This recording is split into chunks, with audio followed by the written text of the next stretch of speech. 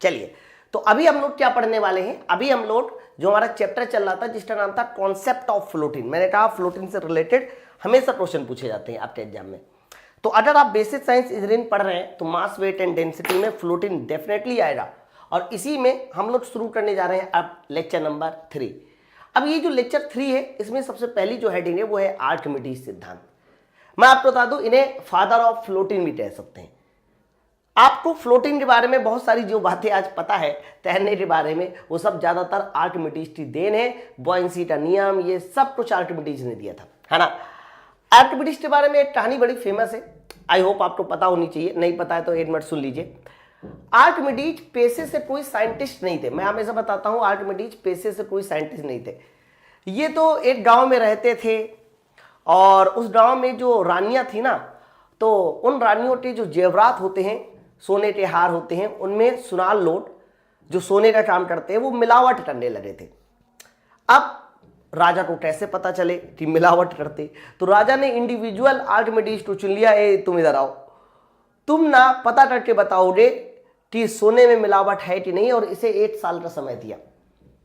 ये बड़ा परेशान हुआ और लास्ट में ये भी कह दिया कि अगर 1 साल के अंदर ये नहीं पता कर पाओगे कि सोने में मिलावट है कि नहीं है, तो कहा कि आर्किमिडीज तुम्हें फांसी हो जाएगी। बेचारा बड़ा परेशान था, 1 साल तक अलग अलग तरह के एक्सपेरिमेंट करता रहा, बहुत सारी चीजें इन्होंने सोची समझी, फिर लास्ट में इनको एक आइडिया आया। कैसे वो आइडिया आया वो भी कहानी सुनिए। एक ये टब में पानी भरा था जिसमें वो नहाने के लिए जाते हैं, और जैसे ही अंदर जाते हैं तो वो पानी जो है बाहर आता है। बस यही से उनका जो है कॉन्सेप्ट क्लियर हो गया। सोने वाला जो है, अगर एकदम प्योर सोना है, उसे जब पानी में डुबोते हो तो अलग तरह का पानी बाहर निकलता है, और कोई और लिक्विड या कोई और मटेरियल पानी में डुबोते हो जो उसमें सोने के साथ कॉपर मिला हो, तो उसके लिए जो मटेरियल है वो अलग बाहर आता है, यानी अलग लेवल का पानी बाहर आता है ना। मतलब प्योर सोना था तो कुछ ज़्यादा पानी बाहर आ रहा था, गिर रहा था, सोने के साथ कॉपर मिलाया गया तो थोड़ा कम पानी बाहर गिर रहा था। तो ऐसा कुछ हुआ, तभी से इन्होंने पूरा का पूरा फ्लोटिंग का सिद्धांत दे दिया, है ना। तो आर्किमिडीज का जो सिद्धांत है वो काफ़ी ज़्यादा इंपॉर्टेंट है, बड़े ध्यान से सुनना। डेफिनेशन को मारो गोली, पहले मैं आपको जो बताता हूँ पहले आप वो सुनिए, मैं पहले जो बताता हूं पहले आप उसको समझो क्या है। तो जब इन्होंने ये नियम दिया कि भाई आर्किमिडीज का जो सिद्धांत है वो क्या कहता है, तो आर्किमिडीज के सिद्धांत को समझने के लिए मैं आपके सामने पहले ये एक कंटेनर बना दिया। देखो, आर्किमिडीज के सिद्धांत को समझने के लिए मैंने आपके सामने ये एक तरह का कंटेनर बना दिया। सर ये कोई कंटेनर है, ओके, ये सामने आपका कंटेनर। तो आर्किमिडीज ने अपने सिद्धांत में ये कहा कि देखो सर, जब भी हम किसी वस्तु का वजन बाहर तौलते हैं, मान लीजिए किसी वस्तु का जो वजन है आप अगर उसको बाहर तौलते हो, तो बाहर तौलते समय उसका जो वजन है मान लीजिए वो W है, कितना है W। लेकिन अगर उसी वस्तु का वजन आप पानी के अंदर तौलते हो, जैसे कि मान लीजिए पानी है, और इसको जो है वजन आप पानी के अंदर तौलते हो, तो जब किसी वस्तु का वजन हम लोग पानी के अंदर तौलते हैं तो होता क्या है बच्चा, नीचे की ओर तो वस्तु का भार W काम करता है और ऊपर की ओर काम करता है बॉयंसी फोर्स यानी उत्प्लवन बल। तो बॉयंसी फोर्स की वजह से, उत्प्लवन बल की वजह से ध्यान रखना, इसका जो वजन है सर ये कम हो जाता है ना, यानी जो भी पानी में भार आएगा वो भार कम हो जाता है। बस इसी बात को इन्होंने एक्सप्लेन किया। अब देखो एक्सप्लेन ने क्या किया, मैं ध्यान से सुनना। बोला कि जब किसी पिंड को किसी द्रव में डुबोते हैं, जब किसी पिंड को किसी द्रव में डुबोते हैं तब उसके भार में क्या आ जाती है, कमी आ जाती है। मान लीजिए किसी पिंड को किसी द्रव में डुबोया तो भार में क्या आ जाएगी, कमी। भार में आई है कमी, हटाए गए द्रव के भार के बराबर होती है, अर्थात उत्प्लवन बल के बराबर होती है। अब आप खुद मुझे बताओ, पहले अगर इसका वजन 80 न्यूटन था, एकदम ध्यान से सुनना, ठीक है, आपने पानी में डुबोया, पानी में डुबोने के बाद ऊपर की ओर उत्प्लवन बल काम किया 20 न्यूटन, तो बताइए इसका जो वजन मुझे आभास हो रहा वो कितना होगा, तो कहना 80 में से 20 घटा दो, 60 न्यूटन का मुझे भार प्रतीत होगा। तो भार में कमी तो आ रही, 80 से कितना हो गया सर, 80 से 60 हो गया। कितनी कमी आई सर, उतनी कमी आई जितना कि बॉयंसी बल था, और बॉयंसी फोर्स होता क्या है, हटाए गए द्रव का भार, ऑब्वियस सी बात है। तो इन्होंने ये कहा सीधा सीधा कि जब किसी वस्तु को किसी द्रव में डुबोते हैं, जब किसी वस्तु को किसी द्रव में डुबोते हैं तो वस्तु के भार में कमी आती है, वस्तु के भार में कमी आती है। तो इन्होंने कहा वस्तु के भार में क्या आ रही सर, कमी। और यही कमी किसके बराबर है सर, यही कमी एक प्रकार से हटाए गए द्रव के भार के बराबर होती है। सर यही कमी हटाए गए द्रव के भार के बराबर होगी। सर यही कमी हटाए गए द्रव के भार के बराबर होगी, अर्थात बॉयंसी फोर्स के बराबर होगी, अर्थात बॉयंसी फोर्स के बराबर होगी। ओके, तो ये बहुत सिंपल सा इन्होंने स्टेटमेंट दिया। ठीक भाई, जब किसी वस्तु को किसी द्रव में डुबोते हैं तो उसके भार में कमी आती है, और भार में आई है कमी हटाए गए द्रव के भार के बराबर होती है। बस इतनी सी बात इन्होंने बोली। बोलो भाई, बात सबको क्लियर है ना। तो ये पॉइंट स्टेटमेंट आपको याद रखना है। हालांकि इससे रिलेटेड न्यूमेरिकल भी पूछे जाते, लेकिन न्यूमेरिकल को मैं एक ट्रिक से आपको सॉल्व करा दूंगा, उससे हर तरह के न्यूमेरिकल सॉल्व हो जाएंगे। बस सिर्फ इतना सोचो कि वस्तु का वजन था 80 न्यूटन, पानी में डुबोया तो ऊपर उत्प्लवन बल 20 न्यूटन, समझो बात को। तो भार में कमी आ जाएगी कितने न्यूटन की, 20 न्यूटन की। भार कितना प्रतीत होगा सर, प्रतीत होने वाला भार 80 माइनस 20 यानी 60 न्यूटन। तो हो सके तो आप एक फॉर्मूला और याद कर लीजिए कि जब भी कभी किसी वस्तु को हम लोग किसी द्रव में डुबोते हैं तो उसका जो आभासी भार प्रतीत होता है वो भार, उसका एक्चुअल भार minus buoyancy force, minus buoyancy force. तो वस्तु को द्रव में डुबोने पर इसका जो आभासी भार होता है सर वो कितना होता है, कहना W माइनस बॉयंसी फोर्स होता है, भार माइनस बॉयंसी फोर्स होता है। कितना आसान, कितना इजी कॉन्सेप्ट है। ठीक है, अभी न्यूमेरिकल कैसे इसके सॉल्व होंगे वो मैं बताता हूं। मैंने न्यूमेरिकल ले रखा है, लेकिन थोड़ा सा चर्चा हम लोग और आगे करते हैं। जैसे कि ये वाला न्यूमेरिकल देखिए, अभी इसी न्यूमेरिकल से मैं फॉर्मूला बता दूंगा आपको। क्या प्रश्न ये बोला जा रहा है कि किसी पिंड का हवा में भार 80 न्यूटन था। इन्होंने ये बोला कि किसी पिंड का हवा में भार कितना है सर, हवा में भार है 80 न्यूटन। एकदम ध्यान से सुनना, हवा में भार 80 न्यूटन। लेकिन जब ये भार कहाँ निकाला गया सर, ये भार निकाला गया पानी में। तो बताइए पानी में भार कितना आया सर, पानी में भार आया सर 60 न्यूटन, 60 न्यूटन का पानी में भार आया। देख लो, तो पिंड का घनत्व क्या होगा, है ना। पिंड का इन्होंने क्या बोला है सर, पिंड का बोला है कि बताइए पिंड का घनत्व यानी वस्तु का जो घनत्व है वो क्या होना चाहिए, ये है प्रश्न। चेक कीजिए, बताइए। तो एक बात बताइए, किसी पिंड का हवा में भार 80 न्यूटन, पानी में 60 न्यूटन, 20 न्यूटन की कमी आई। इसका अर्थ यह है कि मैं डायरेक्टली कह सकता हूं कि बॉयंसी फोर्स पूछा गया होता तो मैं सीधे सीधे 20 न्यूटन कहता। हालांकि बॉयंसी फोर्स नहीं पूछा गया, मुझे क्या पूछा गया है सर, मुझे पूछा गया वस्तु का घनत्व। ठीक है, तो कैसे सवाल को सोल्व करें। अब मैं आपको यहां पर एक फॉर्मूला बताता हूं, उसको ध्यान से सुनना। क्या देख साहब, देखो वस्तु की हम लोग रिलेटिव डेंसिटी जब भी कभी निकालनी होगी, वस्तु की क्या निकालनी होगी, रिलेटिव डेंसिटी, है ना। तो वस्तु की रिलेटिव डेंसिटी निकालने का एक फॉर्मूला होता है बच्चा। वस्तु की रिलेटिव डेंसिटी निकालने का फॉर्मूला होता है वस्तु का हवा में भार डिवाइड बाई हवा में भार माइनस द्रव में भार। और द्रव ना लिखिए आप क्या लिखिए, पानी लिखिए।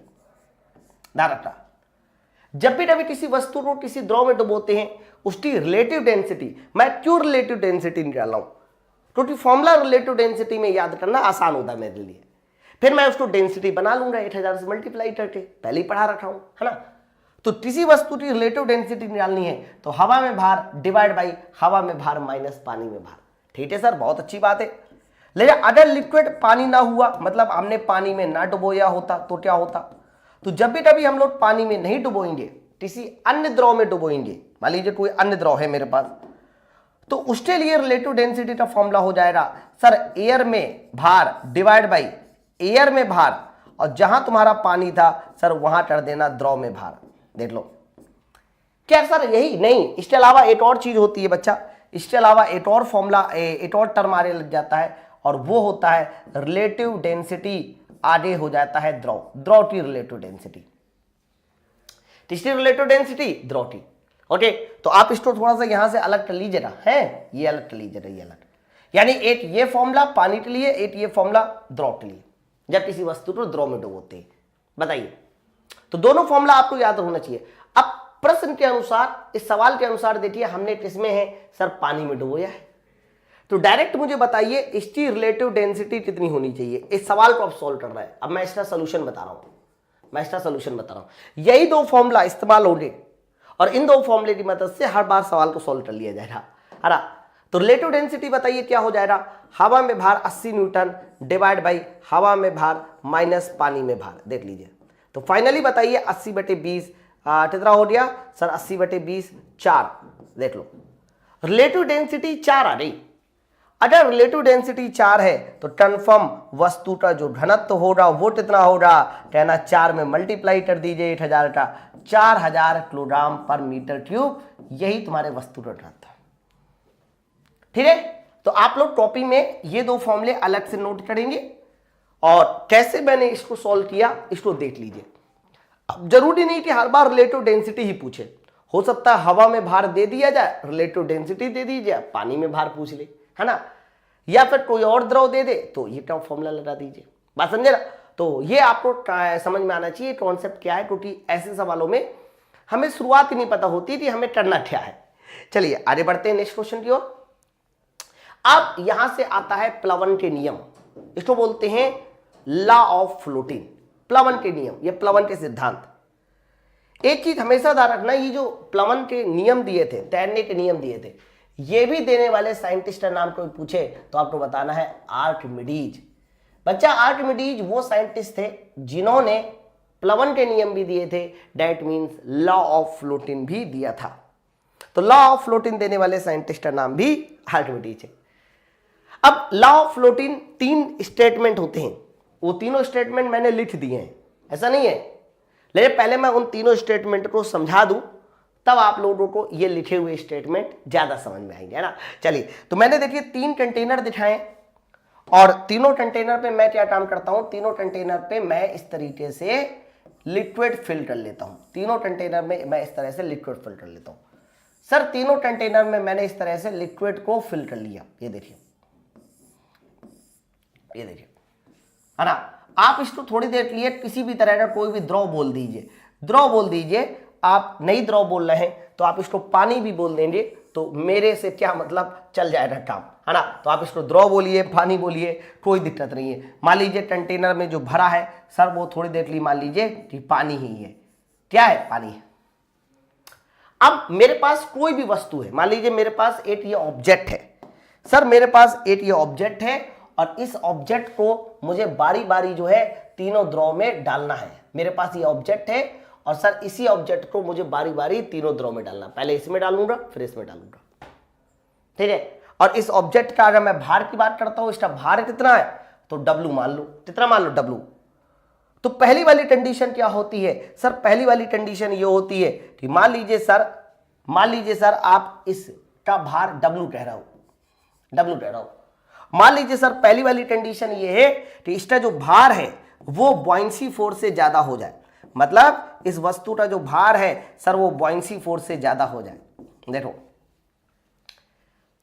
मतलब ये है कि जब इस वस्तु को डुबोया जाता है तो इसका भार 80 न्यूटन मान लीजिए। अब बॉयंसी फोर्स ज्यादा से ज्यादा कितना आ पा रहा है, पूरा डुबोने के बाद भी बॉयंसी फोर्स कितना आ पा रहा है, मान लीजिए सिर्फ 60 न्यूटन आ पा रहा है। वैसे बॉयंसी फोर्स ना अपना मान बदलता है, इस बात को याद रखना। वस्तु अगर इतनी डूबी है तो बॉयंसी फोर्स कुछ और होगा, वस्तु थोड़ा ज्यादा डूब गई तो बॉयंसी फोर्स कुछ और होगा। वस्तु भाई बॉयंसी फोर्स होता क्या है, हटाए गए द्रव का भार, तो हटाए गए द्रव किसमें ज्यादा होगा, इसमें। अगर हटाए गए द्रव इसमें ज्यादा है, ये देखिए, तो बॉयंसी फोर्स इसमें ज्यादा होगा। तो बॉयंसी फोर्स जो है ना ये हमेशा कांस्टेंट नहीं होता, पहले ध्यान रखना। बॉयंसी फोर्स वस्तु कितना डूबी हुई है इस बात पे भी डिपेंड करता है। वस्तु ज्यादा डूबी हुई है सर बॉयंसी फोर्स जो है, मैं 1 मिनट दीजिए, जरा 1 मिनट दीजिए मुझे, क्योंकि हम लोग जब पढ़ रहे हैं तो हम लोग थोड़ा कायदे के साथ पढ़े तभी हम लोग फायदे में रहेंगे, है ना। बस 1 मिनट दीजिए, मैं आपको चीजें थोड़ा सा समझा देता हूं, बस 1 मिनट दीजिए। देखो ये देखिए, मैं आपको एक डायग्राम बनाते दिखाता हूं। मान लीजिए मेरे पास ये पानी की सरफेस है, मैंने एक वस्तु को पहले ऐसे डुबोया, ठीक है, पकड़े हूं कोई दिक्कत नहीं, फिर वस्तु को ऐसे डुबोया, ठीक है, फिर वस्तु को ऐसे पूरा डूब गई। वस्तु वही वस्तु है, वस्तु वही है, वस्तु वही है। फिर अगली वस्तु फिर पूरा थोड़ा और ज्यादा डूब गई, वस्तु वही है। तो आप मुझे बता सकते हैं कि इन चारों में से किसमें बॉयंसी फोर्स ज्यादा हो रहा है, किसमें कम हो रहा है, किसमें कैसा हो रहा है। मान लीजिए इस कंडीशन का उत्प्लवन बल F1, इसका F2, इस कंडीशन का F3, इस कंडीशन का F4 मान लेता हूं। वस्तु सेम है लेकिन अलग अलग पोजीशन में डूबी हुई दिखाई रही है। बताइए किसमें बॉयंसी फोर्स ज्यादा हो रहा है ना। बॉयंसी फोर्स का मतलब होता है हटाए गए द्रव का भार। तो जिसमें ज्यादा द्रव हटेगा अर्थात वस्तु जिसमें ज्यादा डूबी होगी। तो बच्चा तीसरी और चौथी कंडीशन में वस्तु पूरा डूबी हुई है तो इसमें और इसमें बॉयंसी फोर्स बराबर होगा। बट इसमें वस्तु ज्यादा डूबी हुई है, इसमें कम, तो F2 और F1 में F2 ज्यादा होगा।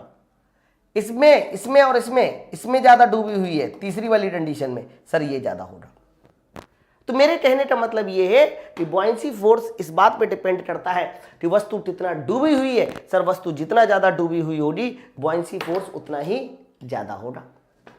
लेकिन हाँ वस्तु पूरी डूब गई हो, फिर चाहे वो यहां हो चाहे यहां हो चाहे यहां हो, तब तो बॉयंसी फोर्स समान हो जाएगा। समझे बात को। तो मेरे कहने का मतलब ये था, आप सवाल पे आ जाते हैं। मेरे पास वस्तु इस तरीके से दिखाई रही है, ये देखिए वस्तु इस तरह से दिखाई रही है। सर ये वस्तु है, ठीक है, ये सर ये वस्तु है, ये वस्तु है, ये ऊपर वस्तु दिखाई रही। तो वस्तु दिखाई रही है, तो जैसे ही मैं इस वस्तु को नीचे की ओर छोड़ूंगा और अगर ऐसा हो गया कि वस्तु छोड़ने के बाद पूरी तरीके से जो है पानी के अंदर चली जाती है। लेकिन जब पानी के अंदर चली जाती है, ध्यान से सुनना, जब पानी के अंदर चली जाती है तो नीचे की ओर इसका भार, ऊपर की ओर इसका बॉयंसी फोर्स, इनके बारे में बताइए अब क्या है। क्योंकि जब तक पूरा डूबे नहीं तब तक हम कुछ नहीं कह सकते। तो पूरा डूब जाने के बाद जो है क्या आपने देखा, ऑब्जर्व किया कि वस्तु का भार अभी भी ज्यादा है, बॉयंसी फोर्स कम है। तो जब पूरा डूब जाने के बाद वस्तु का भार ज्यादा होता है, बॉयंसी फोर्स कम होता है, अब तो डूबती रहेगी लेकिन बॉयंसी फोर्स तो समान रहेगा क्योंकि डूब चुकी है। तो आप कहेंगे वस्तु लगातार डूब जाएगी, तो इसका सही जवाब होगा कि वस्तु लगातार डूब जाएगी। सर वस्तु लगातार डूब जाएगी, बताइए। तो जब भी कभी भार ज्यादा होता है, बॉयंसी फोर्स कम होता है, वस्तु लगातार डूबती जाएगी, डूबती जाएगी, डूबती जाएगी। लेकिन फिर क्वेश्चन आता है कि वस्तु डूबेगी तो कैसे डूबेगी। कांस्टेंट वेलोसिटी के साथ डूबेगी है कि वेलोसिटी बढ़ेगी कि वेलोसिटी घटेगी। तो मेरे भाई होता क्या है कि जब भार ज्यादा है, बॉयंसी फोर्स कम है, तो भाई मेरे एक नेट फोर्स बन जाता है। और वो नेट फोर्स कितना बन जाएगा, W में से बॉयंसी फोर्स को घटा दो। मान लीजिए भार इसका 100 न्यूटन है, पूरा डूब जाने के बाद बॉयंसी फोर्स 80 न्यूटन है, तो नेट फोर्स कुछ ना कुछ बनेगा ना, 20 न्यूटन बनेगा। और इसके द्रव्यमान से मल्टीप्लाई कर देंगे तो हमारे पास एक त्वरण भी आ जाएगा। हाँ बच्चा, वो त्वरण तो कांस्टेंट होगा, त्वरण कांस्टेंट होगा, इसका मतलब त्वरण आ जाएगा। तो जैसे जैसे वस्तु नीचे की ओर जाएगी उसकी वेलोसिटी क्या होती जाएगी, सर वेलोसिटी बढ़ती जाएगी, वेलोसिटी बढ़ती जाएगी, बढ़ती जाएगी। लेकिन जैसे जैसे बॉडी नीचे की ओर आती जाएगी तो उसकी वेलोसिटी बढ़ेगी, परंतु एक समय ऐसा आएगा कि बॉडी जब नीचे की ओर आएगी वेलोसिटी बढ़ेगी, परंतु एक समय ऐसा आएगा जब ऊपर की ओर लगने वाला घर्षण बल, ऊपर की ओर लगने वाला घर्षण बल भी अगर 20 न्यूटन हो गया तो पूरी तरह से बैलेंस हो जाएगा। यानी पहले वेलोसिटी बढ़ेगी और जब ऊपर की ओर लगने वाला घर्षण बल भी 20 न्यूटन हो गया तो भाई एक्स्ट्रा फोर्स बचा कहां, तब आगे चलते वेलोसिटी कांस्टेंट हो जाती है। बस इसी कांस्टेंट वेलोसिटी को क्या नाम से जानते हैं, सर इसी कांस्टेंट वेलोसिटी को बोलते हैं सीमांत वेग। सुना होगा आपने इंटर में, इसी कांस्टेंट वेलोसिटी को क्या नाम से जानते हैं, सीमांत वेग। तो तुमसे अगर एग्जाम में ये क्वेश्चन पूछा जाए कि अगर वस्तु का भार ज्यादा होता है, बॉयंसी फोर्स कम होता है, तो वस्तु क्या करती है, कहना लगातार डूबती रहती है। फिर मार्च साहब ने पूछा कि बताइए अगर डूब रही है तो कैसे डूब रही है, कांस्टेंट वेलोसिटी से कि वेलोसिटी बढ़ेगी। तो कहना देखो सर पहले तो नेट फोर्स था तो पहले तो उसकी वेलोसिटी बढ़ेगी, लेकिन जब ऊपर की ओर श्यान बल, घर्षण बल इस एक्स्ट्रा फोर्स को बैलेंस कर लेता है तब उसकी वेलोसिटी कांस्टेंट हो जाती है, और जब वेलोसिटी कांस्टेंट हो जाती है उस वेलोसिटी का सीमांत वेग कहते हैं। हालांकि सीमांत वेग को निकालना वो आपके सिलेबस में नहीं है, वो सब इंटर में पढ़ा करते थे, है ना। चलो अब पहला स्टेटमेंट हम लोग पढ़ लेते हैं। देखो क्या लिखा हुआ है। पहला स्टेटमेंट लिखा हुआ है कि यदि W का मान बॉयंसी फोर्स से ज्यादा है, पूरा डूब जाने के बाद, ये अंडरस्टूड है, तो वस्तु लगातार डूबती रहेगी, इसका वेग बढ़ेगा, परंतु पहले इसका वेग बढ़ेगा, परंतु बाद में इसका वेग कांस्टेंट हो जाएगा, जिसे क्या कहते हैं, जिसे सर सीमांत वेलोसिटी कहते हैं। कॉपी में लिख लेना, है ना। अब सीमांत वेलोसिटी का फॉर्मूला आपने इंटर में पढ़ रखा होगा, इस तरीके से बोला जाता है, टर्मिनल वेलोसिटी होती है इंग्लिश में 2/9 है, 2/9, फिर r² होता है, density of body minus density of liquid, है ना, ऐसे ही होता है। वो पढ़ने की जरूरत नहीं है, बस आप ये ध्यान रखो सीमांत वेलोसिटी एक होती है, ठीक है। चलिए अगला वाला टेस्ट देखिए सर, अगला वाला टेस्ट देखिए, वापस आइए। पहला वाला टेस्ट क्लियर सबको, टेस्ट 2 सुनिए। टेस्ट 2 क्या सर, टेस्ट 2 ये है, टेस्ट 2 ये है कि मान लीजिए सर इस बार जो आपने बॉडी डुबोई, मान लीजिए पूरा डुबोने के बाद, इस बार जो आपने बॉडी डुबोई पूरा डुबोने के बाद, तो ऊपर की ओर जो बॉयंसी फोर्स काम करेगा, ठीक है, और नीचे की ओर जो भार काम करेगा, ये दोनों के दोनों में से बॉयंसी फोर्स ज्यादा है, या यूं कहिए कि भार की वैल्यू कम है, बॉयंसी फोर्स ज्यादा है, W कम है, बॉयंसी फोर्स ज्यादा है। अब मुझे बताइए अगर बॉयंसी फोर्स ज्यादा है, हाँ ऊपर की ओर बल ज्यादा है, तो वस्तु कहां की ओर जाएगी सर, वस्तु लगातार ऊपर उठेगी। वस्तु लगातार कहां उठेगी सर, वस्तु लगातार ऊपर उठेगी। वस्तु लगातार कहां उठेगी सर, ऊपर उठेगी, ठीक है, वस्तु लगातार ऊपर उठेगी। सर ऐसा क्या हो सकता है पॉसिबल? मैंने कहा बिल्कुल, मैं बताता हूं कैसे। जैसे कि लकड़ी का एक टुकड़ा, आप लकड़ी का टुकड़ा तैर रहा था, बड़े आराम से मस्ती में तैर रहा था, तुमने संट में क्या किया, उस लकड़ी के टुकड़े को पकड़ा और जबरदस्ती डुबो दिया। तो जब तैर रहा था उस समय उसका भार और बॉयंसी फोर्स बराबर थे, लेकिन तुमने संट में पकड़ के उसको डुबो दिया।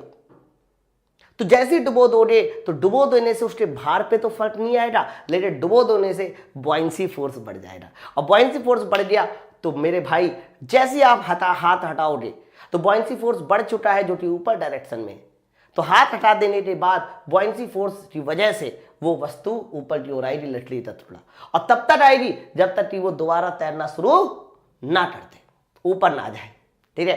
तो ये हमारा अगला टेस्ट हो जाता है। इसको भी हम लोग पढ़ लेते हैं जल्दी से।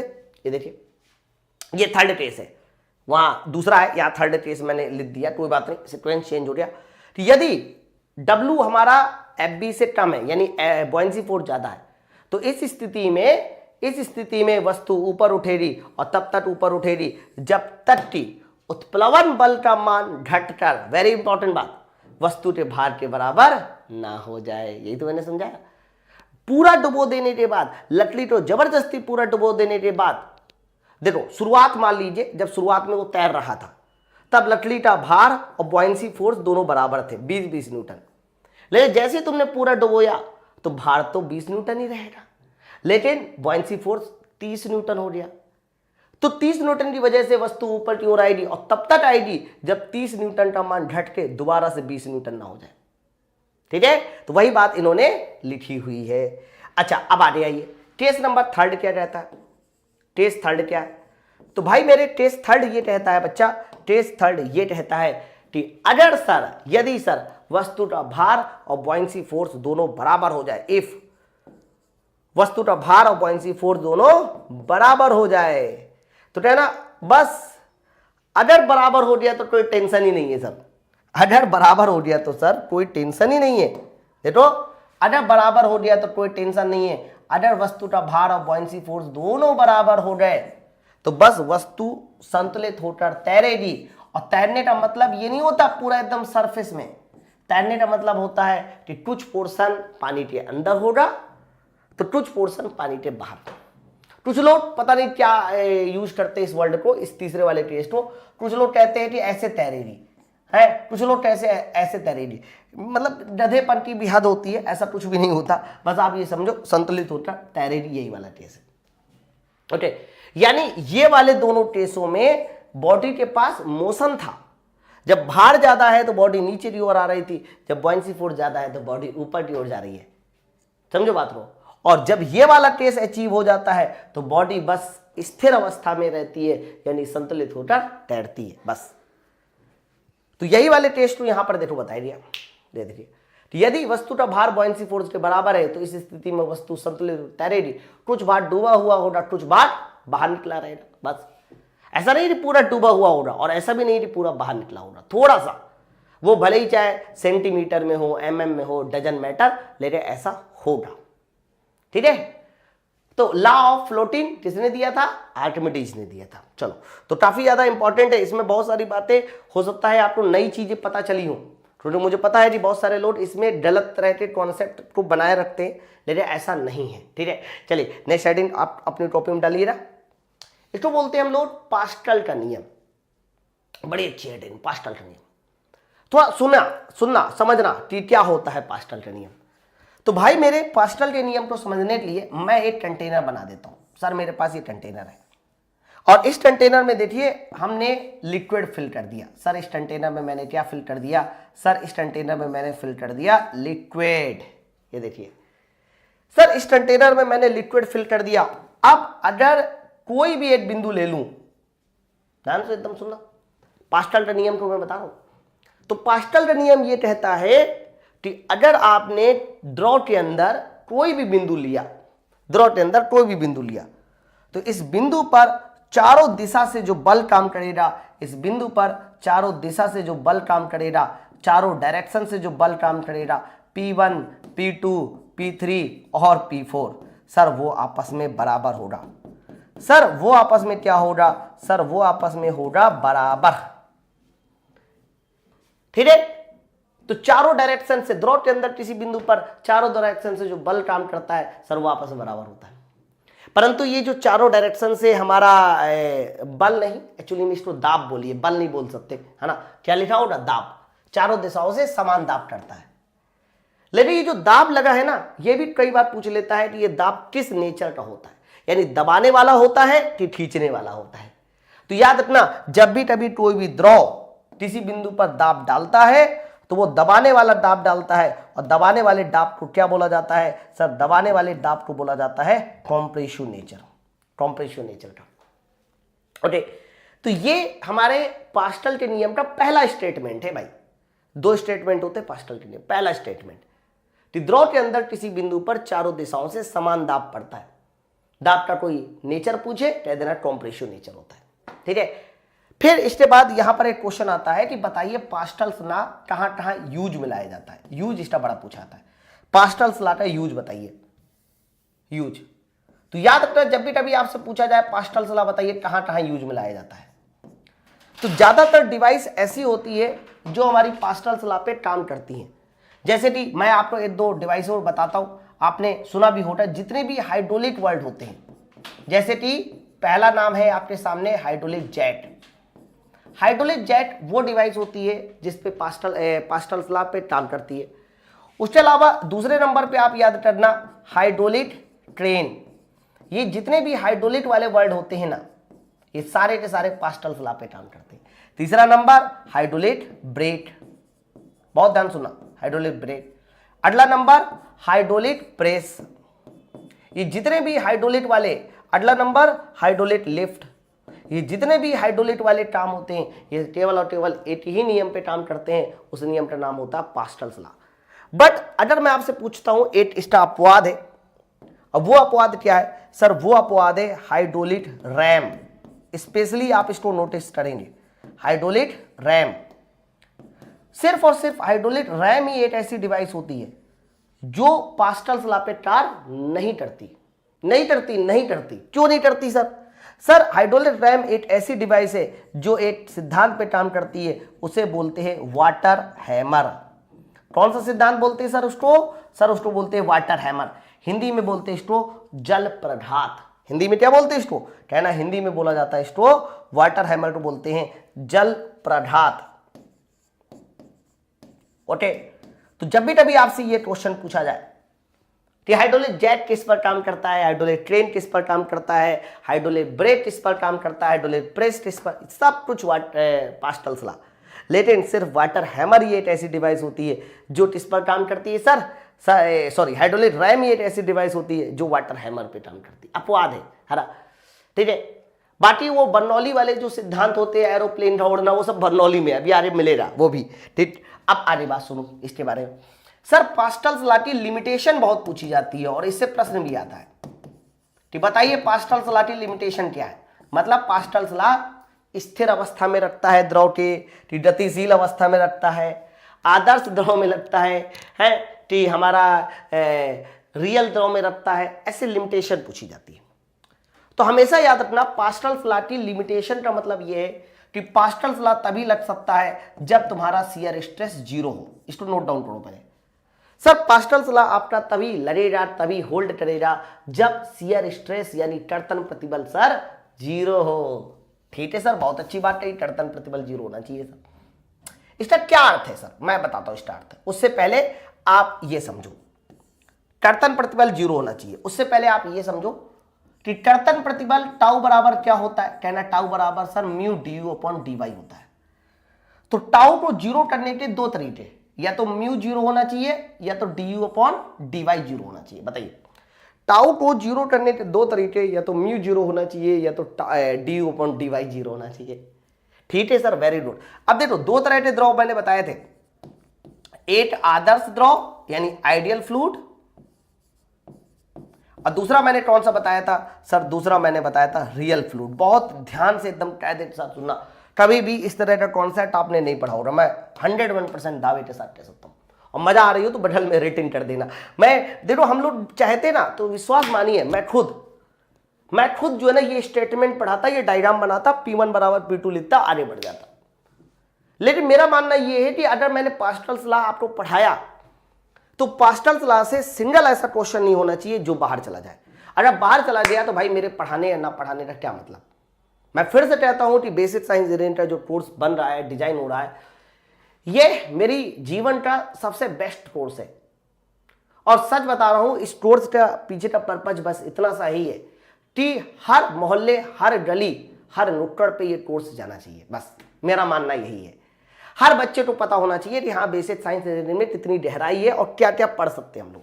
ठीक है, चलिए आगे बात करते हैं। तो मैंने कहा पास्कल का जो नियम है वो तब लगता है जब शियर स्ट्रेस जीरो है। शियर स्ट्रेस को जीरो करने के दो रास्ते, या तो म्यू को जीरो कर दो या तो D U upon D Y को जीरो कर दो। चलिए आइडियल फ्लूइड के बारे में बताइए। सर आदर्श द्रव वो द्रव होता है जिसका विस्कोसिटी जीरो होना ही होना है, म्यू जीरो।